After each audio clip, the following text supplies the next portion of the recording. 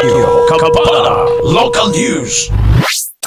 Igo na lang sa paghinuktok og halos dili makatuo ang usa ka padre di pamilya human kini nadakpan sa drug bypass operation sa mga sakop sa Provincial Drug Enforcement Unit diha sa Badak 1, Barangay Lanipaw, Lala, alas 9:50 sa gabi ni agtong Pebrero 24 tuig 2026. Ang suspek nga nakahinuktok og dili makatuo giilang si Rolando Bantilan alias Bulanto, 52 anyos minyo, usa ka mag-uuma og adunay siyam ka mga anak og residente sa maong lugar. Positibo napalitan ang maong suspek og droga og nakuhaan pa kinig tulo ka pakete nga mitimbang og 4 ka gramo nga nagkantidad og 27,200 pesos. Wala na gilimod sa maong suspek ang iyang binuhatan og iyang girason nga bugat matud pa ang iyang trabaho sa basakan isip nagmintinar kini. Sigon usab sa mga operatiba, taod-taod nilang gisundan ang maong suspek. Gumikan kay mao kini ang maghatagan og sabo sa mga manuyupay sa maong lugar, ilabi na ang anaa nagtrabaho sa mga basakan. Samtang arestado usab ang usa ka ulitaw human kini na maligyag shabu sa usa ka police undercover diha sa Purok 4, Barangay Pangi, Baroy, alas 9:32